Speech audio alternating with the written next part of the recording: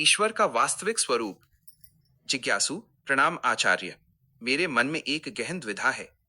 इस अनंत संसार में ईश्वर के अनेक रूप पूजे जाते हैं।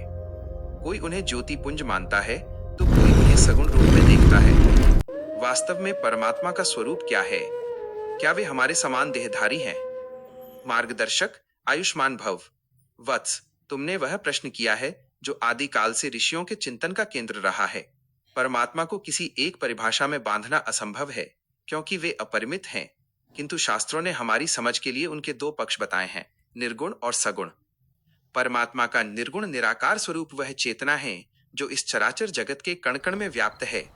जिस प्रकार पुष्प में सुगंध होती है पर दिखाई नहीं देती, या दुग्ध में घृत होता है पर मथने से पूर्व प्रकट नहीं होता, ठीक उसी प्रकार ईश्वर इस ब्रह्मांड की ऊर्जा है। वे अजन्मा हैं, निराकार हैं और काल की सीमाओं से परे हैं।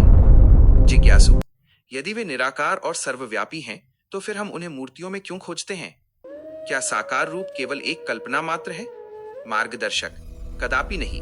यह मन की एकाग्रता का विज्ञान है। निराकार अनंत है और मानवीय मस्तिष्क की एक सीमा होती है।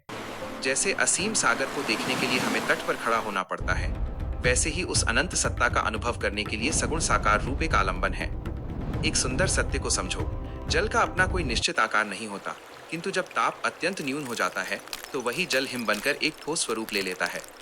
वैसे ही जब भक्त के हृदय में प्रेम और भक्ति की सघनता बढ़ती है, तो वही निराकार ब्रह्म भक्त के भाव के अनुरूप साकार रूप धारण कर लेते हैं। वे राम, कृष्ण, शिव या देवी बनकर हमारे सम्मुख प्रकट होते हैं ताकि हम उनसे संबंध जोड़ सकें। जिज्ञासु, अर्थात वे निराकार होकर भी साकार हैं? मार्गदर्शक, निश्चित ही।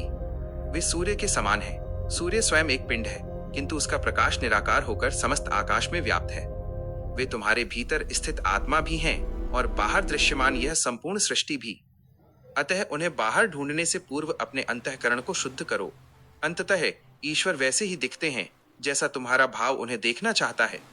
वे सत्य हैं, वे शिव हैं और वे ही परम सौंदर्य हैं।